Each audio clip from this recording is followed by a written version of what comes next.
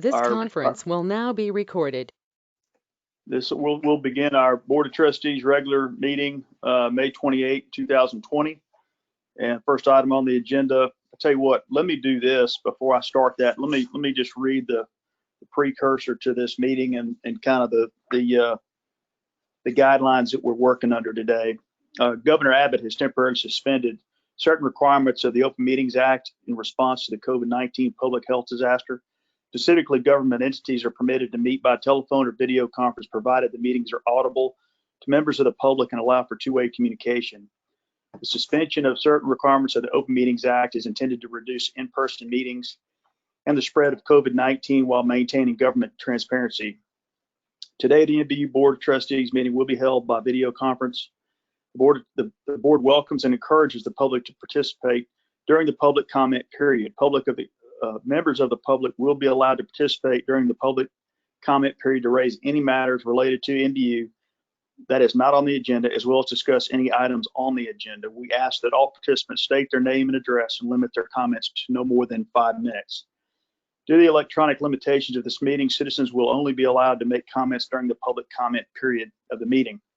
For items not posted on the agenda, the NBU Board of Trustees may not deliberate any item that is raised by a citizen that is not posted on the agenda. For such an item, NBU may 1, make a statement of fact regarding the item, 2, make a statement concerning the policy regarding the item, or 3, propose that the item be placed on a future agenda. Recording of the video conference will be made available to the public on NBU's website after the meeting. And then just housekeeping, if everybody can put their phones or computers on mute if they're not engaging in the conversation, just to keep the background noise to a minimum, that'd be appreciated. Okay, let's see here. I got paper shuffling. Okay, item A, Pledge of Allegiance and Invocation. Yes. Would you like me to take the roll, Mr. Harrell? Yes, ma'am, I would. Okay. Mr. Harrell? Here. Ms. Hoffman? Here. Mr. Campos? He's here. I think he's on mute. Yes. Mr. Gray? Here. I'm here. Mayor Brockman? Here. Ian Taylor? Here. Ryan Kelso? Here. Connie Locke? Here. John Shriver? Here. Melissa Krause? Here. Robin Britton? Here. David Hubbard? Present. A quorum is present. Okay, great. Thank you, Laura. Okay, we'll begin with the Pledge of Allegiance. Y'all find the flag. I pledge allegiance to the flag of the United States of America and to the republic for which it stands, one nation, under God, indivisible, with liberty and justice for all. Honor the Texas flag. I pledge allegiance to the Texas, one state, under God, one and indivisible. Okay, if you bow your heads, please. Lord, we thank you for everything that you have bestowed upon us individually and as a community. We thank you for our health, our friends and family. We ask that you please watch over us and protect us throughout this COVID-19 crisis. We ask that you continue to watch over this wonderful community we live in, and in not letting us take it for granted, not one day. We thank you for this country. We ask that you guide and help manage from your distance our country, and just watch over our future and guide us. We ask that you watch over our military here and abroad. We ask that you help us, guide us through our deliberation today, through our business with NBU and how it ultimately impacts our community. We ask these things in your son's name. Amen. Amen. Okay, item B takes us to public comment.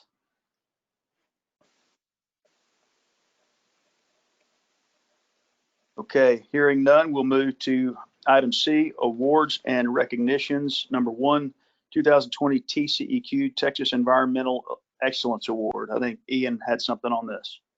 Yes, sir, Mr. Harrell. We're going to skip that this month, and we're going to put that on next month's agenda so we can move along to number 2. Okay. Number 2 is NBU employee recognitions. All right, first up is Seamus Skritsky. Seamus, you got your ears on? You got your camera out there? I think Yes, I saw sir. you earlier. Yes, There sir. he is. There he is. All right, Seamus, we're here to honor your 20 years of service today. So let me pull this up and read this to everybody. This afternoon, we reflect on 20 years of service provided to New Braunfels Utilities and our community by Seamus Skritsky. Seamus began his career at NBU in the Electric Operations Department in the year 2000 and worked with the underground crew for 2 years before accepting the inspector position in the Electric Engineering Department. After department restructuring in 2017, he came full circle and is once again a part of the Electric Operations team. For several years, Seamus was the unofficial lead in his department. Because of his subject matter expertise, ability to work so well with customers, coworkers, and contractors in a respectful, constructive manner, he officially earned the lead inspector title in 2018, where he currently serves. Seamus heads up a team that is NBU's first line of defense to ensure the civil work being done in developments across the electric system meet NBU standards. With the unprecedented growth New Braunfels has experienced in recent years, Seamus spends many hours confirming the contractor's work meets NBU requirements. NBU and our customers are assured of receiving a quality product when we ultimately take ownership. One of the most impressive and valued skills that Seamus has brought to his job is his ability to lead, coach, and mentor his team, preparing them to be the future leaders in the department. He provides essential training and mentorship for the inspectors and others within the electric operations group, demonstrating the necessary techniques to complete the inspection process successfully. He's a respected member of the electric ops team and does a great job of leading by example in all areas. His outreach to others doesn't end on Fridays. Seamus is very involved with veteran affairs and has given up weekends to help build houses for wounded warriors in our community. It is a commitment from his heart, merely another selfless reflection of service to our community. We're grateful for Seamus's contributions to NBU and the New Braunfels community. So please join me in thanking and congratulating him for 20 years of service. Give a round of applause for Seamus. There it is, man. All right, thank you. Yeah, Seamus, man, I wish we were in person, but hopefully sometime soon we can officially do this in person. Thank you for everything that you've done, Seamus. Thank you. Yeah, you bet. All right. Next up is Robert Pineda with 40 years. I see you up there, Robert. You're on the top left on my screen. Hopefully everybody else can see you on theirs as well. All right, let me pull this up. Today we have the pleasure of recognizing a team member who has dedicated 40 years of service to not only our organization and his coworkers, but to our community as well. Robert Pineda began his career with NBU May of 1980 as a small engine mechanic. Throughout his dedicated time with NBU, he has become the subject matter expert for all facility-related items. He now serves as the supervisor of facilities, where he oversees day-to-day tasks for his team, facilitates oversight of all contractors and projects that take place on all NBU properties, along with responding to after-hours callouts for ACs, fire alarms, and security systems. Along with those roles and responsibilities, Robert is also known to just help make things work for any employee needing assistance. Robert has been described by his team members as willing to give you the shirt off his back and always willing to stop what he's doing to help you, along with being the most patient man his coworkers have ever worked for. Robert has earned many accolades over the years. The one that carries the most importance to him is found when you get the opportunity to work with him. It's knowing he's done his best to help you, and NBU is better because he took the time to share his knowledge. So please join me in congratulating Robert Pineda on 40 years of service at NBU. He has worked every day to exemplify our mission, vision, and core values, and who follow our guiding principles can attest to his daily efforts. Robert, thank you for your service, and we look forward to working with you for years to come. So congratulations, sir. Thank you. Yeah, you bet. 40 years is a long time, Robert. I've worked with you. I know every word in there to be true. So thank you for everything you've done for us. Appreciate it. Thank you. Thank you. All right. You take care. Okay, Mr. Chairman, that's all I have. Turn it over to you. Okay, thank you. Congratulations to those two. That's quite an accomplishment, no doubt. Okay, that takes us to item D, items from the chair. I'm going to lead off and only echo what's already been said. I sincerely want to welcome Mayor Rusty Brockman. It's going to be an exciting time, and we look forward to some productive years in front of us.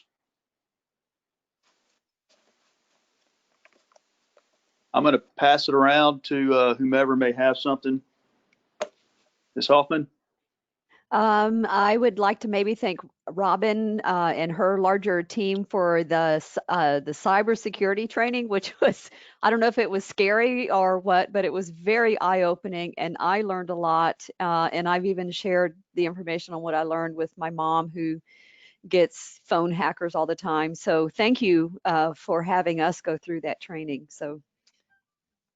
Well, I appreciate it. And thank you for taking that. It's part of our state mandated training. And I know it's not always fun to do training, but I appreciate everyone taking the time to do that. Yeah.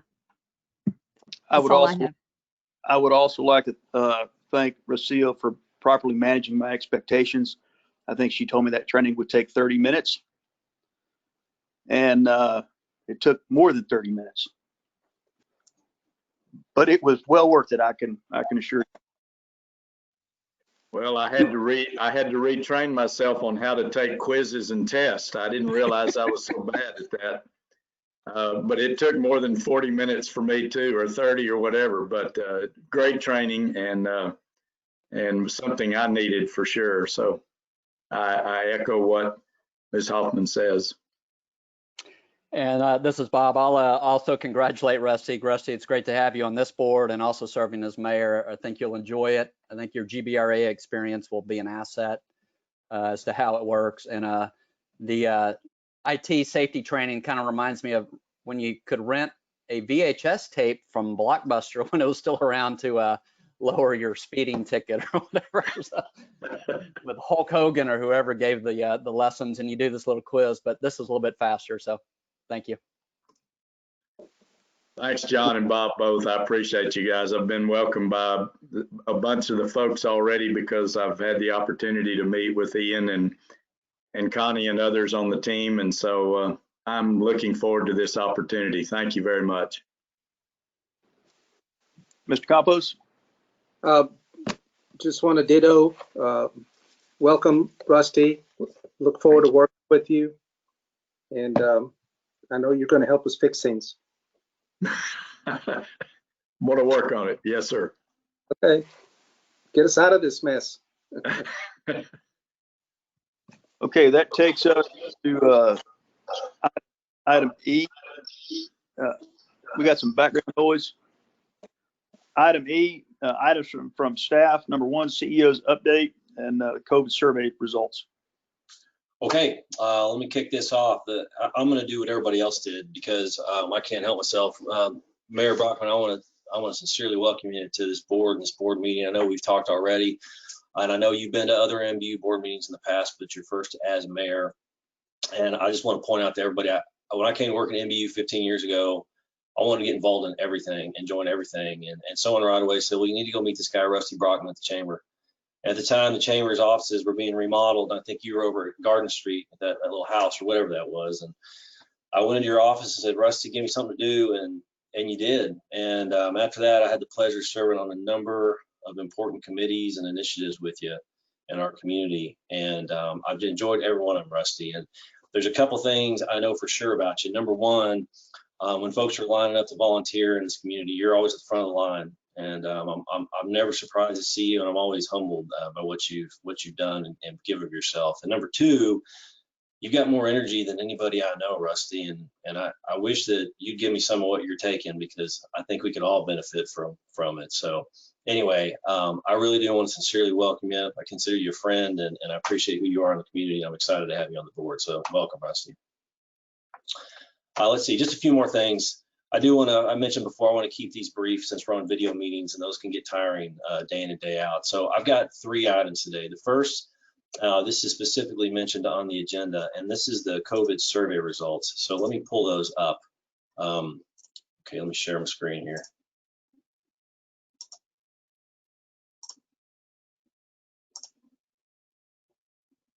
All right, can y'all see that? Yes. Yeah, okay. All right, well, here we go. Let me get into it then.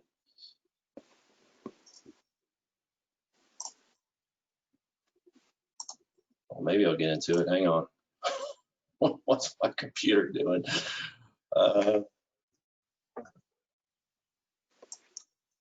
Hang on. Hang on just a second.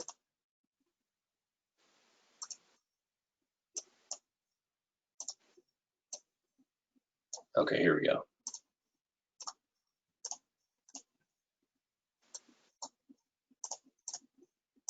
Almost there. All right, let's try this again. Now you can see it. Thumbs up. Okay. All right. Good deal. All right. So, y'all know that one of NBU's 6 strategic goals in our strategic plan, those tier 1 goals, is to develop and retain an engaged and ethical workforce. And the measurement for that particular goal is employee engagement. Y'all will probably remember that we settled on the Gallup's organization as the industry standard, backed up by years of research that they've done on engagement. And normally we conduct that survey this time of year, or actually it was in March, but clearly this is not the time to be doing that kind of thing. And Gallup knows that too. So fortunately they created this survey called the Gallup COVID-19 Pulse Survey, which is great. And it fits perfectly with what's going on right now. And the idea is to gather feedback on how COVID-19 has impacted employees. And so we administered this survey April 29th through May 4th. And let me get into the results of that. So first of all, we didn't require employees to take the survey, but we still ended up with 84% participation, which was really incredible and something that I was encouraged by, and something that talks itself in and of itself to engagement. So the questions, there were 9. 4 were Gallup standard questions, 2 of which have current benchmark data that we can use to compare to other organizations, and then 5 were custom questions that we came up with ourselves. So here are the responses to the first 4, and these are the Gallup standard questions that we ended up using. So we're real happy with these results, y'all. The first question here is, my employer has communicated a clear plan of action in response to COVID. You can see that 62% strongly agree, with another 26% also in the agree category. The second question there is, I feel well prepared to do my job. Again, between those first 2 categories, we've got 90% of employees that responded that way. The third question, my immediate supervisor keeps me informed about what is going on at my company. Again, very high results, very high numbers on that we're real happy with. And the fourth question, probably the most important to me here, is my company cares about my overall well-being. I've talked to y'all throughout this COVID thing that we're going to get water, sewer, and electricity right. We're always going to do that. We're never going to let up. It's how we treat people that is on the margins, where we really can make a difference, and something that I take a lot of pleasure in. And we got 90% there between those top 2. So something that I'm real pleased with. So like I said, those questions 3 and 4, there is benchmark data for, and this is what it looks like. So Gallup places company scores in these different percentile rankings, 25th, 50th, and 75th, and 90th. So this third question, my immediate supervisor keeps me informed. You can see that we scored 4.45, and the 75th percentile mean is 4.5. So we essentially were in the top 25% of companies there. And Q4, my company cares about my overall well-being. Again, we landed right there in the top 25% of companies across the country who participated in this survey. So real pleased with that, real happy with the results and how the team has come together to help make that happen. So then we get into the custom questions that we put together that we wanted to get some information on. The question 5 is, over the past 24 hours, how often have you been practicing social distancing? 85% of our employees said always or very often. That was encouraging considering the importance of our work. Question 6, this is very interesting. We asked, once restrictions are lifted on business and school closures, if the option remained, which would you prefer? And the company is split in thirds. So 1/3 preferred to remain working at home. A third wanted some kind of flexibility of home and office at whatever worked best for them. And the third was tired of being at home and they wanted to get back to the office. And so that's really interesting. We have a reentry team that Ryan Kelso is chairing, that we're soliciting feedback and ideas from across the company to design our reentry plan. And this is an important piece of understanding, or piece of context for putting that plan together. All right, question 7. Which of the following has impacted you the most during this pandemic? And the result that we have here, there's really a couple of them. The first is adjusting to a new work environment. And that's for both on-site folks working from home and also these work from home groups highlight the difficulty. I think we've all heard about this, right? Juggling children and homeschooling and everything that goes in. And they sound great working from home, but there's some difficulties that go along with that. And then of course, financial concerns that ranks second highest in response for both groups, something that is a big deal and stuff that we've put some things in place and will continue to try to allay those concerns, bring tools to our employees. Question 8, we were asking their current level of stress, and most employees indicated moderate and able to manage. And also some, and the other one that was high, but had found coping strategies. So that was good to see that we landed there. And the final question, in your opinion, is there anything else that NBU could be doing during this pandemic event? And these were all write-in answers, and I read every single one of the comments. I think it's so interesting to hear the voice of our employees. And Human Resources went through all this and put together these a few trends that they found. The first, there is a concern, and I picked up on this as well, for reopening our company too early. Folks don't want to open it up too early and then put themselves or their families at risk, nor do we, because we don't want to put the continuity of our operations at risk. So that's something we're being mindful of. The second is need for more equipment and better internet if work from home becomes permanent. And that whole better internet thing, I'm going to tell you that a lot of times that is the internet service provider at the employee's home that's causing the problems. Our IT team has gone, Robin, how many times greater is our bandwidth now than it was prior to the mid-March? We doubled our bandwidth and then doubled it again, so substantially.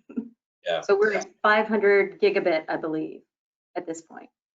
So there's some limitations on work from home that are just the fact that, you know, we're not the internet service provider. If we were, I think we'd do a great job at it. Anyway, then the third one here is concern that if children do not return to school, what does that mean? And the scheduling issues that go along with that. So those were the results of that. And I want to share it with you because it's important for us as we go about setting policy, making decisions. But I was real pleased with how it all turned out. All right, let me shut that down and then move on to the next couple things here. 2 more things. We reached a milestone this week on our COVID response when we shut down our Emergency Operations Center. And this is the first time that we've activated our EOC under our emergency management plan for an event other than a natural disaster. And it's also the first time that we had a virtual EOC. In my opinion, it went very well and has been a key component of NBU's COVID response. And when you say EOC, when people talk about that, it's not just some arbitrary thing that we do. We are following the National Incident Management System for the design and function of an EOC. So that includes sharing and disseminating information, making sure that resources are there when they're needed, putting together plans for current and future requirements, supporting public communications, liaisoning, if that's a word, with partners that are involved in the same kind of thing that we're trying to do here. And also supporting the policy and legal needs of decision makers. And so I think that we really did a great job of meeting that need there. We had the right people in each briefing that made it happen. And I think one thing I'll point out too, from a community-wide and industry-wide perspective, if you look at NIMS, the National Incident Management System, is the level above the EOC is what they call a multi-agency coordination group. And the purpose of that group is really to talk about policy and making sure that multi-agency decisions are done together where appropriate and can serve as a resource for decision making by elected and appointed officials. And so within New Braunfels, Mayor Brockman, you've been on this call, and Ryan, you stood in for me a time or two. We have on that call, it was daily, now it's a couple times a week, both superintendents of our ISDs, the city manager, fire chief, mayor, county officials, chamber president, folks from industry and NBU. It's been terrific. And then y'all know from public power, we have our own public power corridor group. It consists of NBU, LCRA, Austin Energy, and CPS Energy, which has been a great resource for all of us to lean on. And then of course, TPPA, who's been there as well. So it's been a great effort across the board on communication to get us all through this. And the last thing I'll say is that we're finalizing the fiscal year 2021 budget and 5-year financial operating plan, which has been more involved than usual and unlike any that I've been involved in. And primarily it's because of the difficulty in forecasting the impacts of COVID-19 on growth, on revenue, on everything. So I appreciate y'all's patience with us as we rescheduled our board budget committee meeting for June 2nd, which is next Tuesday, and also the board budget workshop, which will be on June 10th. I'm real happy with the work the team's done, and I know we've put together a plan that will work.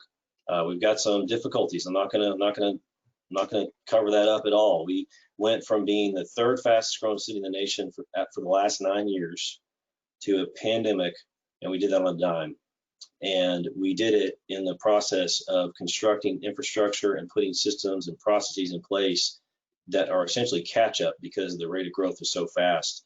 And some of those things are still needed. Many of those things are still needed. Just because we have a pandemic does not change the fact that our water and wastewater systems are out of compliance and that we have capital that we need to build to get us back to where we need to be with our regulator and with the resiliency that our community expects from us. So I'm looking forward to sharing that with you. Like I said, I think we have a good plan, and I look forward to getting your feedback on it. And with that, that concludes my comments. Okay, great. Thank you, Ian. Number 2, financial update and report with quarterly capital and investment reports. Can I introduce Kimberly real quick? Sure. I think I just lost there. Can y'all still hear me? Yes. Yes. Okay, all right. Kimberly Huffman is our new accounting manager, and I lost my cameras for some reason, but I know she's in there somewhere. So there she is. I see her now. So Kimberly, welcome. Hi. Great to have you on this. Boy, she has jumped in right in the budget process. So she deserves a pat on the back for hitting the ground running. So Kimberly, welcome. Thank you. So I'm Kimberly Huffman, county manager, and I'm going to go ahead and provide the April financial update. Can everybody hear me well and see my screen? Yes, ma'am. Okay. So I'm just going to jump right into it. So just like last month, our financial health is looking pretty good. For the key financial ratios, these are a few ratios that we track throughout the year. The rating agencies we use to rate these gauge our financial stability. So the first one is the debt to capitalization. So our financial policy says that we need to be at 50% or less on that. Our actual is 25.4%. We compare that to the budget of 41.1%. And our 2019 actual at 26.9%. We're looking really good there. Our debt to service coverage, our financial policy says that we should be at 2.40 or greater. Our actual is 6.37. We did forecast it at 5.35. We do compare that to our budget at 4.36, and our 2019 actual was 3.81. So we're looking really strong on our debt to service coverage. Our days cash on hand, our financial policy states we should be at 140 or greater. Our actual is 162. We did forecast it at 154 when we compare that to our budget at 137, and the actual for 2019 was 134. Our days liquidity on hand was also the same as our days cash on hand at 162. We did draw down all of our commercial paper, so there's no unused commercial paper.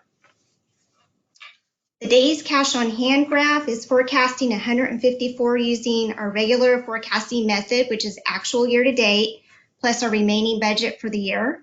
The adjusted forecast is 136 using the forecasting method that we made adjusting for COVID-19 by reducing some of our cast expectations, adjusting for cast expectations and adjusted expenses. Our days cash on hand did come in higher than we'd expected at 162 due to these actions we did to offset for COVID-19.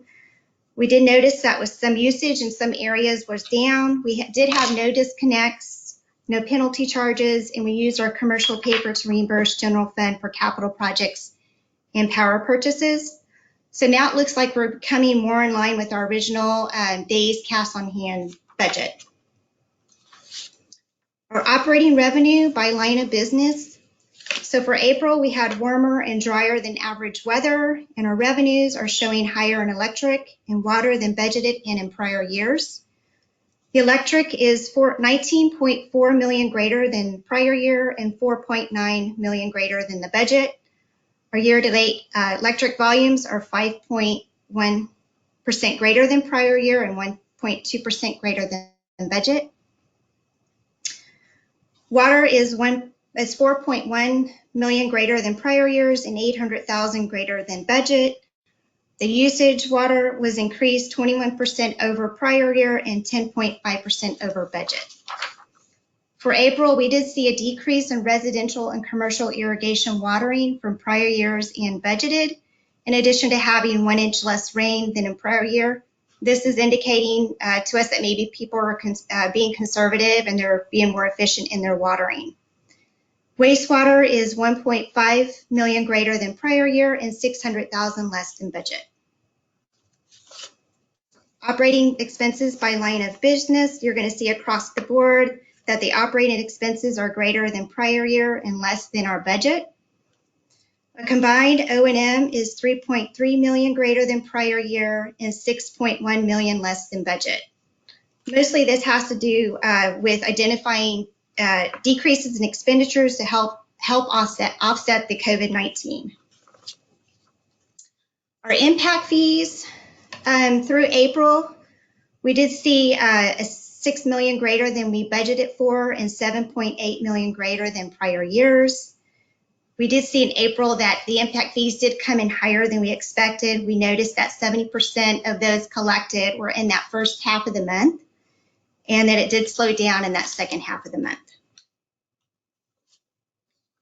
Our change in net positions after contributions. So this is showing an actual to budget. The change in net position after contributions was 15.6 million greater than our budget. Operating revenues was 5.1 million greater than budget. Our operating expenses was less than budget. The non-operating revenue expenses was 1.7 million favorable compared to our budget. And capital contributions were greater by $5.3 million. So we do project by the year end, even after COVID, that we'll be in a very healthy position, and noting that a lot of the contributing factors came from impact fees and developer contributions. And the capital expenditures by projects, we're showing less than budget, and this is typical until the end of the fiscal year. Some of what we're seeing has to do with the timing of the projects, but also in addition to reducing some of the capital expenditures during this time. Some noteworthy budgeted projects for this fiscal year in electric was the system extension and the aging infrastructure. For water, we budgeted for ASR feasibility, the water plant pump number 5, and Avery Park water main, and the green wastewater treatment plant relocation and expansion for wastewater. And in support services, we were budgeting for the office space and the headwaters. And that's the end of the presentation. If there's any questions. All right, thank you, Kimberly. Now, Kimberly, did you just come on board with NBU, or have you been with us? I've been with NBU for 7 months. I started in September. Great, congratulations and welcome. Thank you. She reported as I've been reporting for years. Man, don't tell me that. Yeah, I'd feel horrible if that was the case. Okay, that takes us to item F, consent items for action. I'm sorry, John Warren's up. Sorry, John, go ahead. Muted, John. Still muted. Sir? Is John with us? He is. There Are you he able goes. to hear me now? Yeah, I got you. Okay, I'm sorry. I was trying to call through the phone, but I guess that wasn't working. So yes, John Warren here. Don't forget about me. I know this is exciting material that you need to hear. All right. So I'm going to go through the quarterly investment update.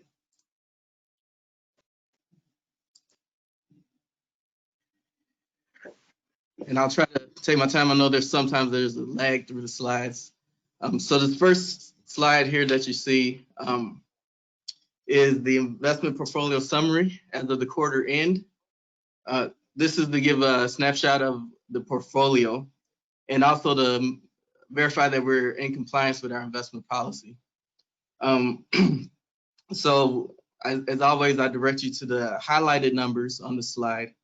The weighted average maturity in days and the weighted average days to call, the two columns on the right side of the slide.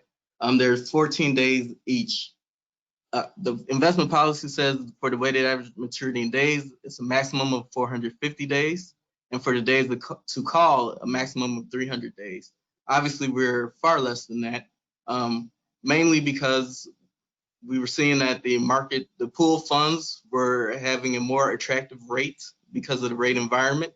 And then once the COVID-19 pandemic, once we were in that situation, we intentionally made the decision not to invest in long-term funds to remain liquid.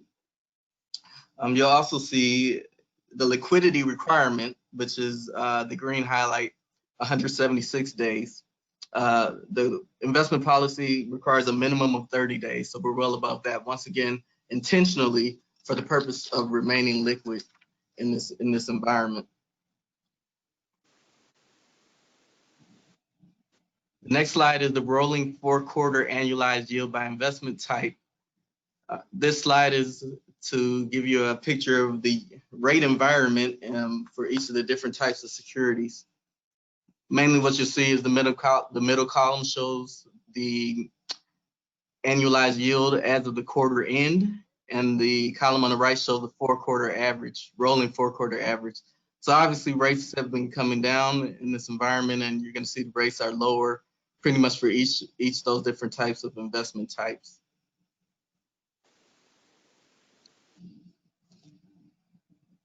This next slide shows the investment allocations versus the allowable ranges. So our investment policy lays out what we're allowed to invest in and the percentage of the portfolio that we're allowed to invest in. And this is what this slide is showing. It's showing you that we are within the allowable range for each of the investment types. You'll also see the money market and pool funds. Once again, the same thing here is the largest portion of the portfolio because we are intentionally remaining liquid in this time.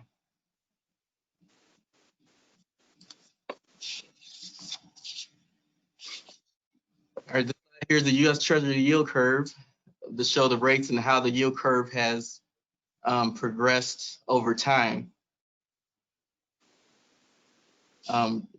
Same thing here, rates gone down tremendously even in the last year. As you can see, the green line graph is 4 quarters ago, April of 2019. The blue is 1 quarter ago, March 31 of 2020. The pink was the quarter end as of this quarter, April 30th, and then the darker blue is the yield curve as of today, May 28th. And so this is just giving you an idea of what rates have been doing over the last 4 quarters, essentially. And then lastly, commercial paper. We take the opportunity each time we do this quarterly investment report to give the board an update on the commercial paper program. Last year, almost to the day, actually, we had our first drawdown of commercial paper for NBU, was the initiation of the commercial paper program. And so this May was actually significant because we actually refunded the outstanding commercial paper and open up the capacity again. So what this slide is showing at the top, that table there, was the commercial paper outstanding at that fiscal quarter, I mean, not the fiscal, but at the quarter end. So we had 50 million of commercial paper outstanding at that time with the maturity date of May 13th. And those are the rates well. We issued refunding bonds in May, but prior to that, as a result of COVID-19, we were looking to draw down the remaining capacity. We have 75 million as the total authorization of the commercial paper program. So there was 25 million approximately available to draw down. We were looking to do so towards the end of March, but at that time, things had progressed so quickly in a 2-week time span to where we went from rates of 1.1% or 0.95% on March 11th to almost double digits interest rates for short-term securities. So we really were having a hard time issuing commercial paper. So we ended up, you see that first bullet says we issued 24.75 million of Series 2019B notes. It's a the secondary part of the commercial paper program. So the commercial paper had a series 2019A and a series 2019B. And the series 2019B was through JP Morgan, and it really serves as a backstop if we got into the situation that we got to, which we didn't anticipate happening, but it did happen, and the program worked perfectly to help us mitigate that situation. So we issued those notes at a rate of, I believe, 1.88%. So it's slightly higher, but it was not 8 to 10% that it could have been. So it Hey, worked John, out. can I underscore that just real quick? That because when we were going through the commercial paper program, there were so many different entities that we brought in to allow us to do this program. And what you're saying is such an important point, because can you explain just quickly again JP Morgan's role in our program and what they were able to do for us? Just restate what the interest rate was prior to COVID-19, what it went up to, and because we had JP Morgan, what they were doing, what we ended up getting. I think it's an important point to make again. Yeah, so thank you. So if you look at the top of the slide, you'll see March 11th was the issue date with a maturity of May 13th. At that time, the rates were 0.95%. Just in a matter of 2 weeks later, we were looking at drawing down the remainder of the commercial paper. Once again, we wanted to have as much liquid funds as we could. And we were finding, we were every day having calls with our dealer, who was Piper Jaffray, to find out what the short-term market was looking like. And we were seeing that daily rates were in the 8 to 10% range. I mean, significantly higher, 8 to 10 times what the last time we issued commercial paper was. And so it really wasn't to our benefit to issue commercial paper notes. JP Morgan served as our liquidity facility provider or letter of credit provider. They served as a backstop to the program. And as part of their program, there was a Series B portion to where we could issue notes using that Series B portion. But it had a different rate. It was based on a percentage of LIBOR. So it was a variable rate, so there was a chance that those rates could be higher. But what we found out in doing the analysis, the research, that those were the most beneficial rates we were going to find, and we were able to lock in at 1.88%. Whereas if we tried to issue commercial paper, it might have been 8 to 10%, and there really weren't too many buyers out there either. The market just really dried up. So that was a big deal. It really worked out in our favor, and we were very glad and thankful that happened. Does that address what you needed, Ian? It does, John. Thank you for that. Yeah. And so, and as part of our plan in the commercial paper program, once we utilize all of the capacity, the 75 million, once we draw that down and issue it, then we would issue refunding bonds, refund that outstanding commercial paper, and then open up capacity for the 75 million once again. And that's what we did in May.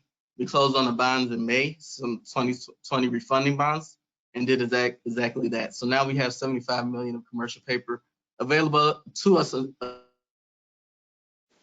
again. And then once we draw that all down, we'll go back and refund it. This will continue to be a cycle. And so thus far, it's working out really well for NBU. And and that's all I have. All right, thanks, John. Don, I think are you on here, Don? I think we got one more presentation.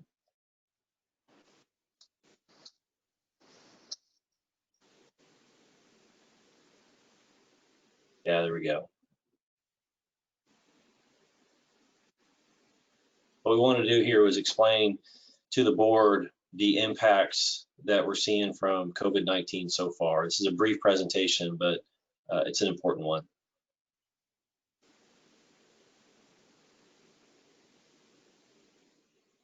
And Don, are you there, Don? I see the presentation, but I can't hear you. Ian, she's coming into my office, and we're gonna do it from Okay.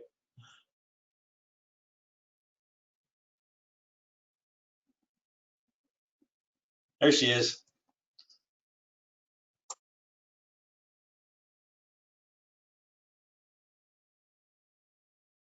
Okay, it's me, my technology issues. Thankfully, Robin's up here and I can jump in her office. Okay, we are social distancing though. So I was going to update you guys on our plan to reinstate disconnections and penalties. And NBU started, we suspended penalties and disconnections on March 19th. And so we're going to walk through what that impact has been to us and then what our plan is. So this is, I don't know. Okay, Rocio, do you have access to the presentation? Can you advance the slides for us? I can. Let me go ahead and share my screen and I'll take care of that. Okay, thank you very much. We all love technology, right? All right. So Rocio, if you can advance to the next slide, please. Okay, one quick moment.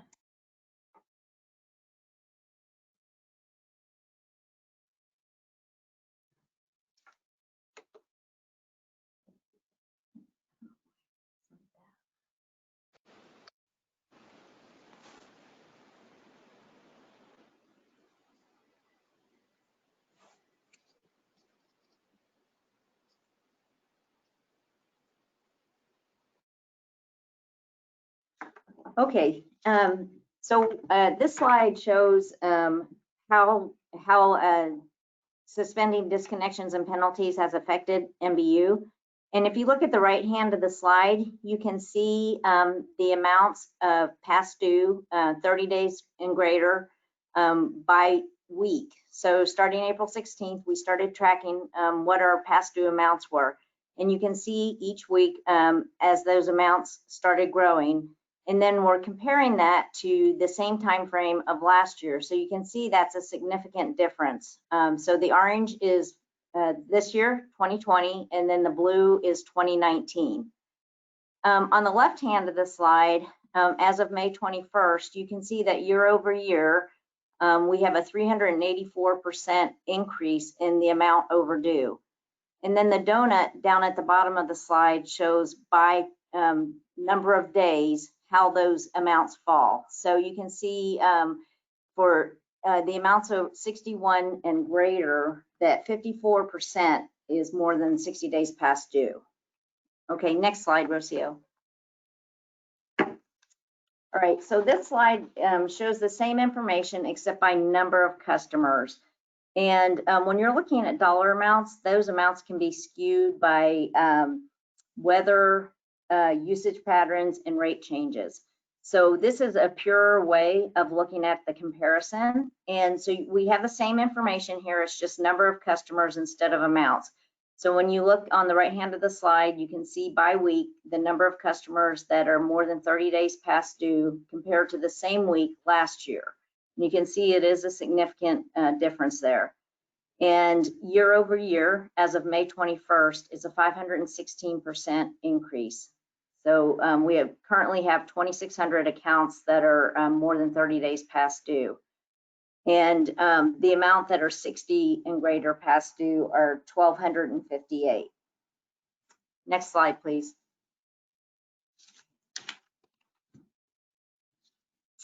Okay, so what we did was look at what neighboring utilities plans for reinstating disconnects and penalties are. And this is sorted by the time frame that they will reinstate them. So you can see, for instance, Denton is planning to reinstate disconnects and penalties on June 2nd, Garland on June 15th, GVEC will reinstate them on June 17th, City of Bernie on July 1st, PEC on July 11th, CPS has, they haven't announced it, but their tentative plan is July 15th. And then Georgetown was planning to reinstate on June 1st, but they have a moratorium on disconnects in summer. So their reinstatement timeframe won't be until September 1st. Now, all of these entities, or most of these entities, have a forgiveness program, which NBU is proposing to do. And that is if a customer commits to a payment plan and is current on their payment plan, then they will not accrue late fees and they will not be disconnected. So that is what our plan is. We are currently actively, we've sent letters out to customers that are past due and asked them to call and set up a payment plan. And we're currently right now actively calling those customers to get them set up on payment plans.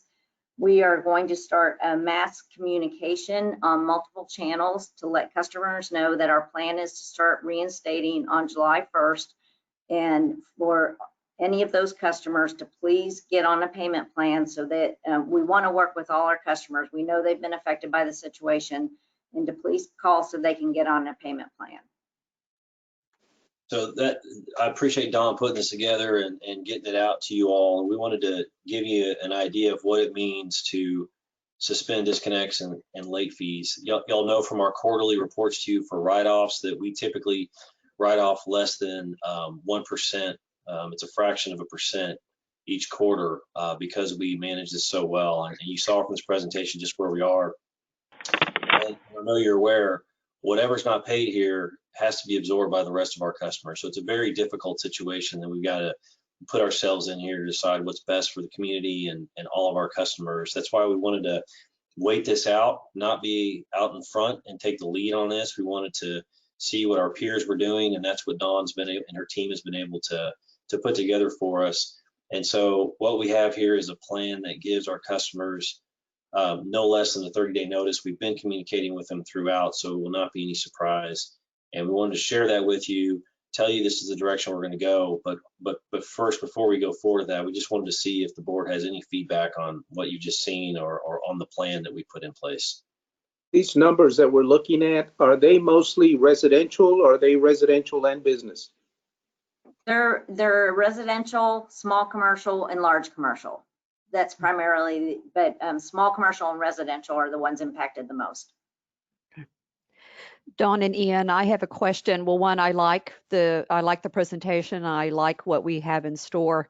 I'm just mostly curious, are there any external groups, nonprofit groups that are going to be coming forward to offer assistance that we might be able to get that word out? And in addition to that, are there any kind of funds coming down from the state or the federal level that can be used? Because I thought I heard about maybe somewhere in San Antonio, one of the leaders were saying that there's money that's going to be coming in from the federal government that people can tap into to pay some of their bills. So just wondering if we've heard anything. Yeah, thank you. Good question. As always, we have our utility bill assistance program administered by the food bank, which is in place, and it's certainly something that we'll offer to folks. And you are correct. I've heard of that as well. And Robert Camareno mentioned that in a briefing not long ago, and I've got him on my list of folks to contact about and see what the details are, because it would be coming through the city of New Braunfels. And the specific phrase I heard was utility bill assistance.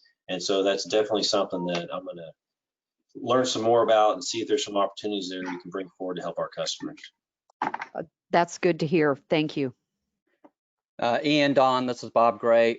Can you describe what a payment plan typically looks like, what the terms are, both length and how they catch up? I see it all the time, but I don't know what the terms are. Okay, we have crafted some new payment plans for customers that were affected because if their work was closed and they didn't have income coming in, we don't want them to just say, hey, pay your balance, because what we're doing is letting them step into a payment plan. Each plan will be sort of unique depending on what the customer situation is, but we are going out to up to 6 months if a customer needs to, and each month they'll be responsible for more of their current balance plus part of their past due balance.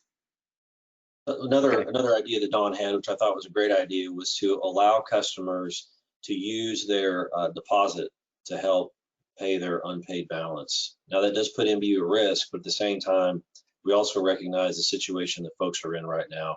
And then there'd be a situation where we would need to get that deposit put back in place if appropriate later on.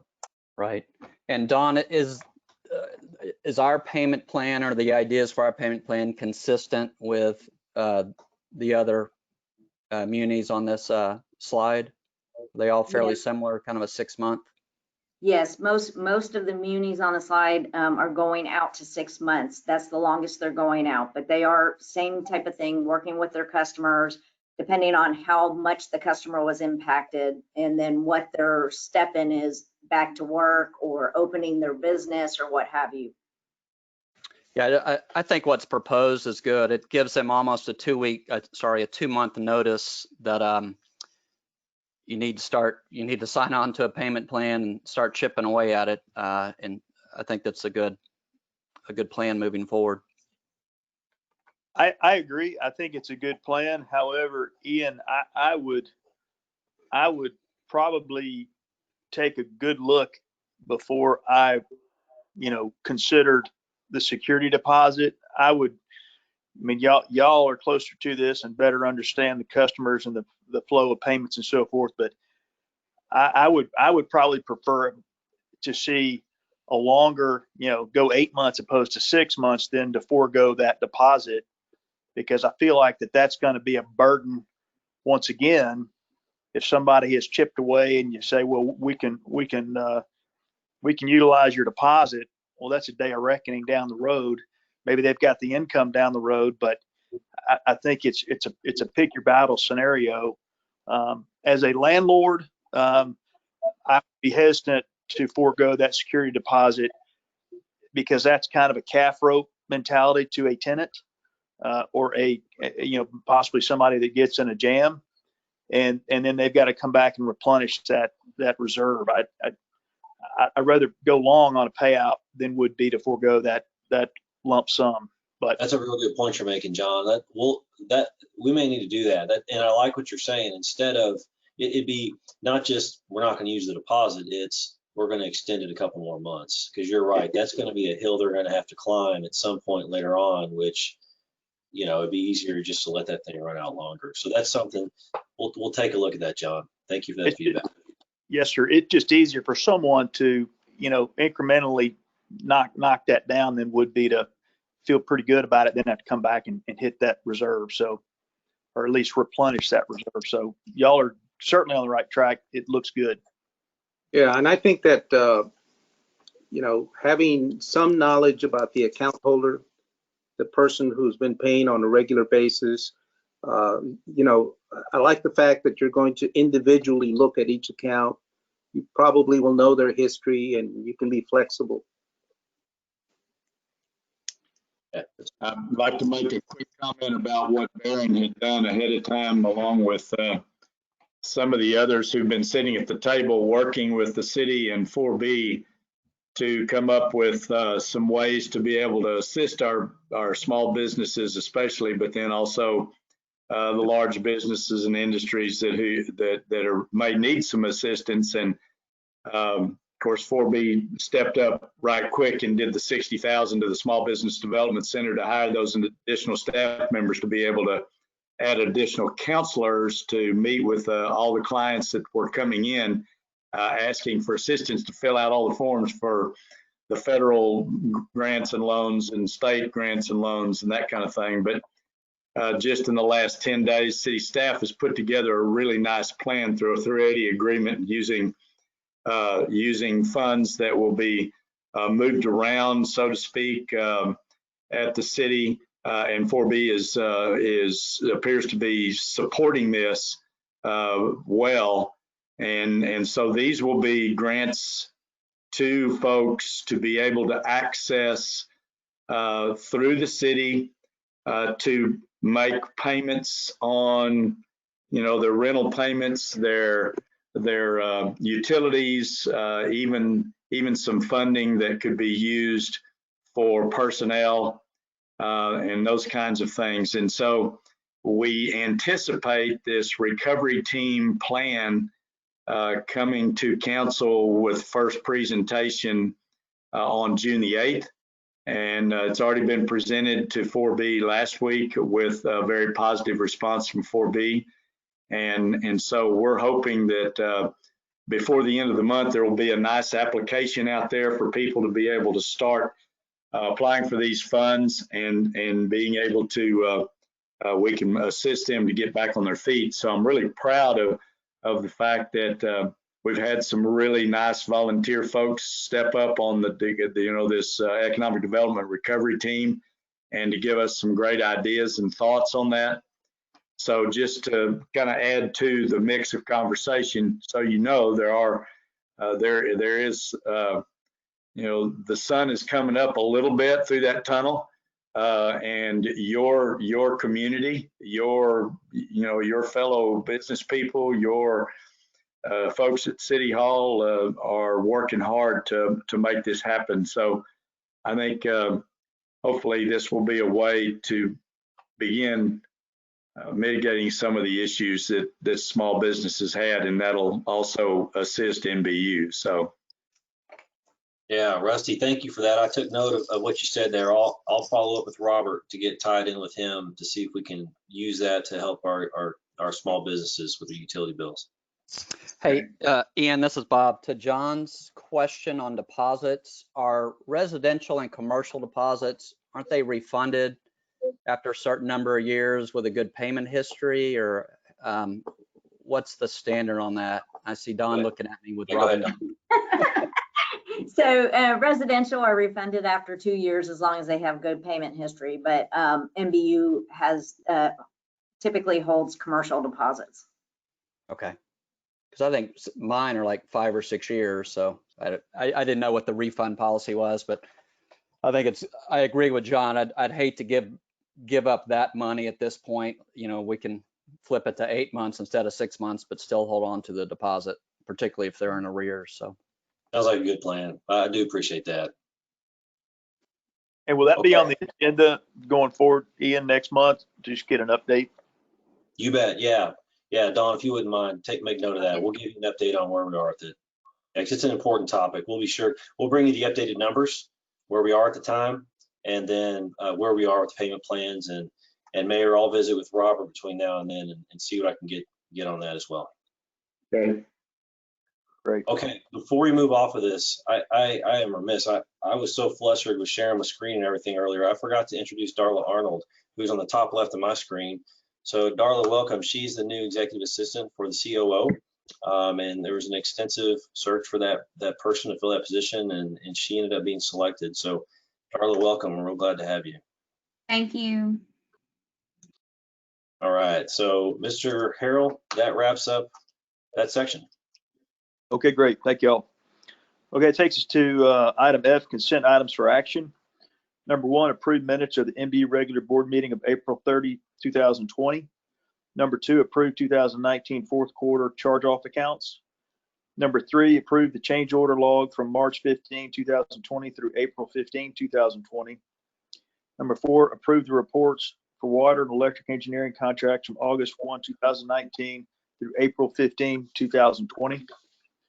Number 5, authorize CEO to negotiate and execute amendment number 3 to the professional services agreement with Miller Ingalls LLC, the DBA Miller & Associates for the North Keeler 42-inch interceptor upgrade project. Number 6, authorize CEO to negotiate and execute professional services agreement with Terracon Consultants, Inc. and the Amatera Environmental, Inc. for cultural services. Number 7, authorize CEO to negotiate and execute professional services agreement with Cox McLean Environmental Consulting, Inc. and Freese & Nichols, Inc. for environmental services. Number 8, authorize CEO to negotiate and execute a materials agreement with Polydyne, Inc. for the purchase of water and wastewater treatment chemicals. Number 9, authorize CEO to negotiate and execute a materials agreement with Brentag Southwest, Inc. for the purchase of water and wastewater treatment chemicals. Number 10, authorize CEO to negotiate and execute a materials agreement with Geospecialty Chemicals, Inc. for the purchase of water and wastewater treatment chemicals. I move to approve the consent agenda items as read. And I second. This is Bob. Okay, I've got a first and second. Laura, do we need to do anything on that, or is this sufficient? That's fine. Just make sure everybody approves unanimously. Right. Okay. We've got a first and a second. Any more discussion? All those in favor say aye. If you'll state your name. Rusty, aye. Nacho, aye. Judy, aye. Bob, aye. And John Harrell, aye. Okay, motion passes unanimously. Okay, that takes us to item G, action items. Number 1, authorize CEO to negotiate and execute an AIA standard form for agreement or of agreement with Marmon Mock Architecture for the design of the proposed New Braunfels Utilities Headquarters facility. Okay, thank you. It seems like probably 2 lifetimes ago when we last talked about this, because of COVID and the time warp, I think it put us all through. But this is a very important effort that we had going on all the way up until last winter when we selected Marmon Mock and then began contract negotiations. For those of you who are involved, I'm sure you remember it the way I remember it. It was something I'm real proud of, and I'm real glad with what we ended up here. So I'm going to turn it over to Ryan Kelso to introduce this item for you. All right, thank you, Ian. Good afternoon, board. Welcome to the team, Mayor Brockman. I'd like to give you all a little history on this item before we start the presentation. In June 2019, NBU wrapped up a facility master plan, and the result of that plan was that NBU was out of space, and the plan prescribed the construction of a new centralized facility to house all NBU employees. In October of 2019, as Ian alluded to, NBU issued a request for qualifications for architectural services to provide design services for the proposed New Braunfels Utilities Headquarters facility. 26 responses were received on November 8, 2019 for the project. A project review team was assembled to select the most responsive respondent to the RFQ, and the team consisted of NBU staff members and 2 NBU board members, Mr. Campos and Dr. Hoffman. Over the course of several meetings, the team selected 3 finalists for the project. The team interviewed all 3 finalists, and on January 21st, 2020, selected Marmon Mock Architecture as the most highly qualified provider of these services. Since making this selection, we've negotiated the terms of the design contract that is before you today for your consideration for approval. And with that, I'll turn it over to Mary, Cody, and Bryant on the Marmon Mock team to provide a presentation on this action item. Thank you. Okay, Ryan, thank you very much. Hope everyone can hear me. Yes. Thank you. So Ian, Ryan, Mr. President, members of the board, Mr. Mayor, the Marmon Mock team, we're thrilled and excited to be a part of this project, working with you on that. We know how important it is to you. We got the presentation up, Cody? Yeah, as soon as I get this. We're getting the presentation up for you. Can you all see that? Yeah, we see it. Yep. Yeah, I'm trying to do the presentation. Okay. Is it up there, that, right there? Yeah, there you go. Okay, go to the next one, Cody.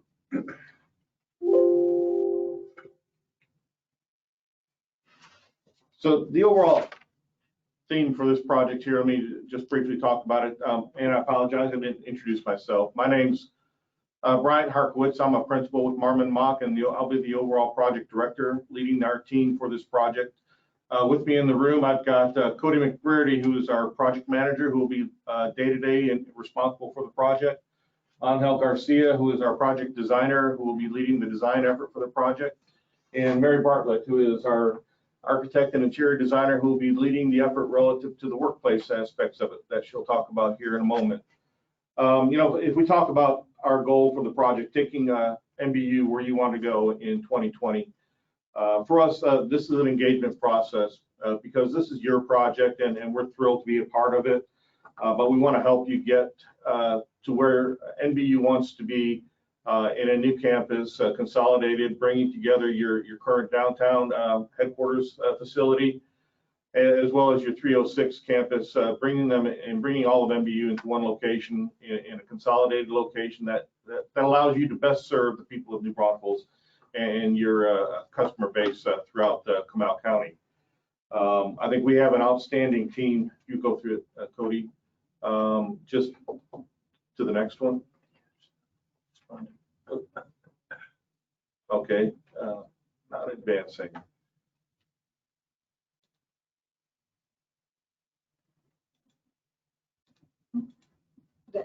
No. So, okay. Here we go. So I think if we talk about the team of Marmon Mock Architecture, we're based in San Antonio, Texas. We've been in business for over 65 years. We've been involved in many of the major civic and public and projects, both let's say large and small throughout South Central Texas. Everything from up on the upper left corner, the new public works facility for Bexar County, office buildings for Frost Bank, Tobin Center in downtown San Antonio, but also the public works facility in the city of Kyle. And now we're working, we're under construction now with a new campus and headquarters building for the Texas Department of Transportation in Austin. So working with public agencies, utility companies, service centers, that's very familiar territory for us, and we think we do it well. We think we do it as well as better than anyone else. And hopefully that's why we're here at the table to talk to you all today. So Marmon Mock, I think we have an outstanding team ready to go forward on this project, working with you all on that. And as well, we have a very deep and experienced consultant team of engineers and consultants who will be part of this project, working with us to make sure that we give you a first-class facility at the end of the day. If we talk about your project a little bit further, Cody, on your site there, and I don't know how many of y'all have seen that property there. It's really nice hill country type setting, located just off of Loop 337, between kind of situated between I-35 and Loop 46 there. It's a really good, about a 48 acre site, adjacent to an existing NBU well field. So it's tied to an NBU property there. But it's a really good site there, and will suit your facility, I think, very well. If we look at the next one there, Cody, kind of looking at it, there is some residential surrounding it. There's also a quarry to the south there, towards between your site and I-35. Up towards 46, there's more business activity up there with the HEB shopping center and other smaller businesses. But I think the site has great natural beauty to it, some interesting features that will develop, and some really nice view opportunities. So once the employee workforce get out there on this new campus, there'll be some great workplace for them, as well as perhaps some area for them to, in between work, some opportunity to kind of unwind and relax. So we're really looking forward to what we can provide for you there. Kind of looking at just some initial thoughts about how the property might develop. Down on towards the bottom there, kind of perhaps the maintenance warehouse and the fleet yards. Maybe that's the buffer between your main office building and the quarry area. That kind of represents about the size of what we took off of the 306 site. You see your existing well field there off to the right. And in the main office building there, perhaps towards the West Point Road extension, towards the upper main entrance to the property there. So employees approaching the property, visitors, customers coming to the campus, the main office building, customer services are located in that facility there. Like I mentioned, there's some interesting opportunities on the site, some natural features, some caverns and caves that we'll want to preserve, protect, but also can provide some interesting opportunities for development. Go ahead, Cody. And I think, so if we talk about the design of the project here, I'm going to ask Angel to kind of briefly give you an overview of our process there to engage NBU in that process. Thank you. So this slide right here represents the way we engage our clients, and specifically NBU. And so we will have a series of things that we'll go through, like visioning, program design, and visualization. And during the visioning and visual survey, we will conduct sessions to understand the organization's vision and visual and aesthetic preferences. We will work with staff to identify the group and departments that will participate.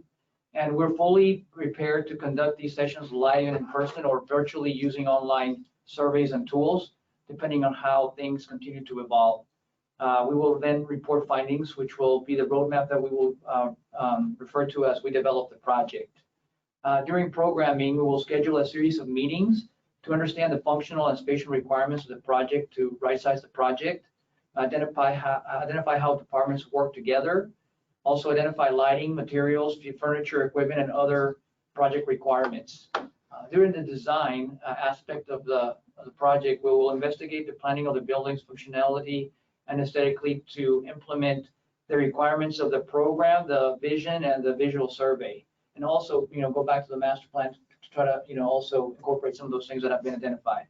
We will engage the City of New Braunfels Planning and Development Services, collaborate with staff and the different NBU departments on the layout and design of the systems. We will also be actively collaborating with our consultants to integrate the different systems into the design. We will, look specifically and address the site access and circulation and incorporate environmental features, identify opportunities on the site for outdoor uses, and also opportunities for community engagement to be a good neighbor. And, these are just a few of the things that we'll be looking at, but I think these are the most salient ones. And then how do we communicate that through visualization? We have tools to communicate the design of the building and complex, which include 3D virtual reality goggle walkthroughs that will take the users through the building even before it's built, so they can understand what the spaces are feeling like, and also to make some design decisions. We'll also have some still three-dimensional images to convey the design, and provide color and material samples of the interiors and exteriors of the building. Now, I think Cody will go on next to talk to you a little bit about the schedule. Right, thank you. So we've proposed a schedule and back when we initiated discussions, and have made a slight revision to that schedule based on where we're at now for board approval. And with that, we're anticipating a formal notice to proceed, hopefully in early June. So that's what this schedule is based on.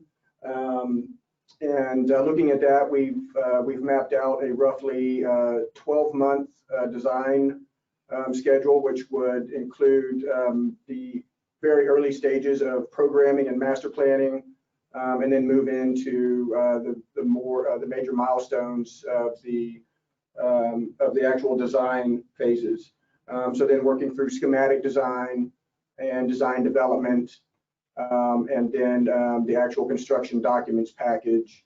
You can see along the left side of the slide are anticipated durations for those different stages, and then you'll also see that we've anticipated initiating an early site package, and at that point would then initiate regulatory approval for some of those that seem to take a little bit longer, such as TCEQ and elements related to that, which would hopefully allow then for construction to start as soon as possible with some initial site packages while we are still finishing up the final documents for the buildings themselves. So with that, again, so we're looking at roughly 12 months, and then we would look at a construction schedule, which would be shored up more by the contractor once they're on board. But an overall project completion in roughly September of 2022. Correct. And again, so this would be there are elements of this that are certainly flexible, and we're looking forward to working with NBU, and we'll work in any way that we need to make the schedule work best for your needs. For the purposes of the board, what we have done in putting together the 2021 budget and 5-year financial operating plan is to show some options with this project and without this project, so that you can understand the impacts to revenue requirements of keeping this in there. Because as you know, there are a number of other projects that are linked to this, not just within NBU, but external to NBU. So we're not acting alone here. This project actually impacts others. And so it's an important discussion to have, and I look forward to having that with you. So the decision today that's before you is whether or not you can authorize me to execute the contract with Marmon Mock. If you have concerns about the schedule, that is something that we can certainly work through. But this is the schedule that we have loaded into the budget right now that we'll show you later this month, actually next week when June begins. Right. Okay. And the last part here we wanted to touch base on is the workplace, and Mary will kind of walk through that a little bit there. Yeah, so as we discussed with you back in January, workplace is really about the employee experience. And I think we see that with NBU. Example is your COVID survey to your employees is a great example of why it's important to you and how you're expressing that. So I feel like that's an important part of it. And next slide. It's about the employees you have today, and also, you know, who you're going to have in the building in 2022 and in 2042. When you really think about the investment that you're making, this is a long term. And so what does that start to look like? And the next slide. The offices today are a place to socialize, collaborate, learn, and focus. And so those are kind of our key elements. And a big part of that, as you probably know now more than ever, is technology. And so making sure that you have the ability to work everywhere, anywhere, with anybody, and have that mobility so you can have choice and control.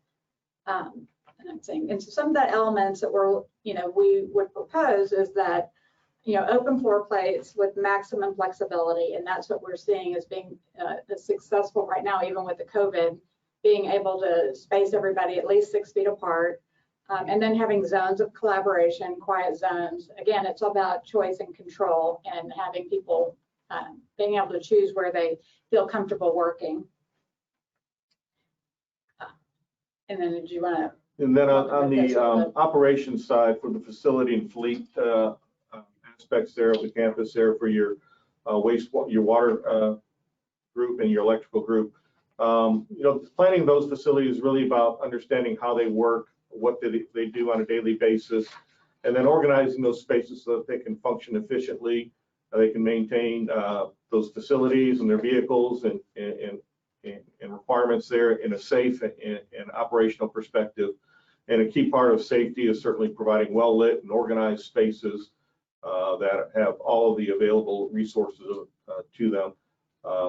Having worked on 5 recent service centers for the city of San Antonio, SAWS, the city of Kyle over the past 8 years, we've learned a lot about how these facilities need to operate and work well. And part of that is engaging with the users there directly, finding out what works best for them, planning those facilities around their needs on a daily basis, and responding to those, and giving them pleasing and well-built facilities to work from.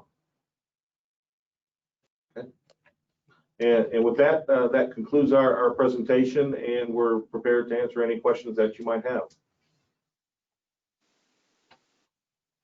Any questions for the board? I don't have any questions, but I'm glad that you're considering the office layout changes because of our experience with this pandemic. So I'm good. Thank you.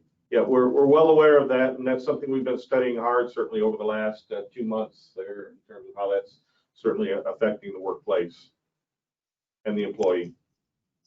Yeah, and this is Bob Gray. I'm comfortable with this design and the expense for this building.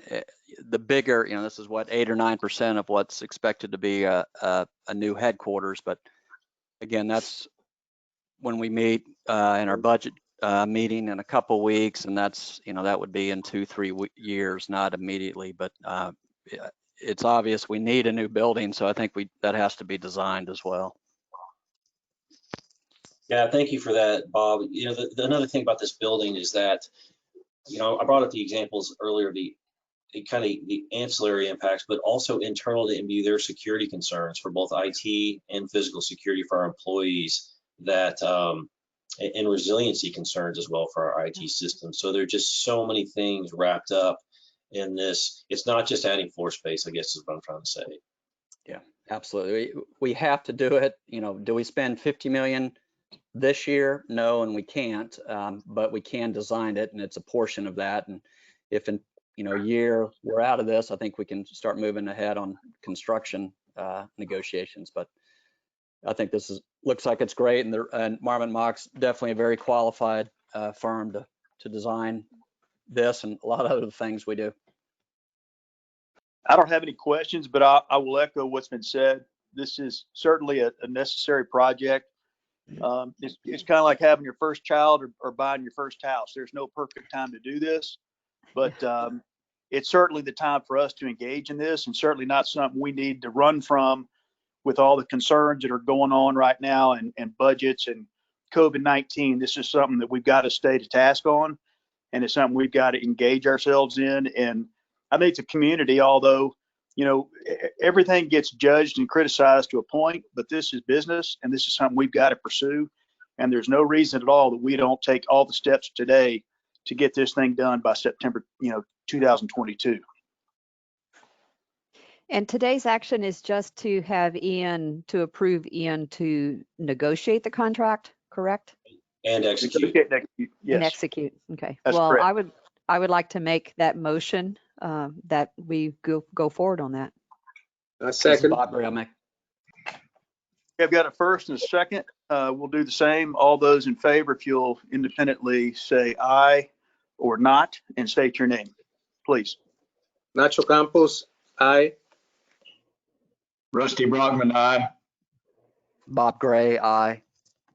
Judy, aye. John Harrell, aye. Motion passes unanimously. Thank you all from Marmon Mock Architecture. We appreciate your time and look forward to working with y'all. Same here. Thank you. Thank you. Appreciate it. Thank you very much. Okay, that moves us to item H, executive session. The Board of Trustees may recess in executive session for any purpose permitted by the Texas Open Meetings Act, including but not limited to: number one, power supply resources, competitive matters, section 551.086 Texas Government Code. Number two, consultation with attorney regarding matters protected by attorney-client privilege, real property, section 551.071 and 551.072 Texas Government Code. A, discussion regarding the lease, value, purchase, or disposition of real property for utility purposes. Number three, consultation with attorney regarding pending or contemplated litigation and other matters protected by attorney-client privilege, section 551.071 Texas Government Code. A, discussion regarding utility construction cost sharing agreement for the Copper Ridge subdivision among NBU, Sutherland Communities, NB Land Properties Limited, and Sutherland Copper Ridge LLC. B, in the Supreme Court of the United States, League of the United Latin American Citizens, LULAC et al. Petitioners versus Edwards Aquifer Authority et al. Respondents on petition, writ of certiorari, United States Court of Appeals of the Fifth Circuit. The Board of Trustees, upon reconvening in open session, will discuss and consider any action, if necessary, regarding closed session items. I have got, let's see, what time? I don't see my time here. I've got 2:30. 2:30 right on the button. Okay, we'll close out of this, and then we will dial into the executive session video conference and start back up. John, Yes, ma'am. could we maybe give about a 10-minute pause in between so we can maybe stretch our legs? And You bet. How about 2:40? How's that work? thank you. Okay. Thanks for asking. All right. We'll see y'all in 10 minutes. All right.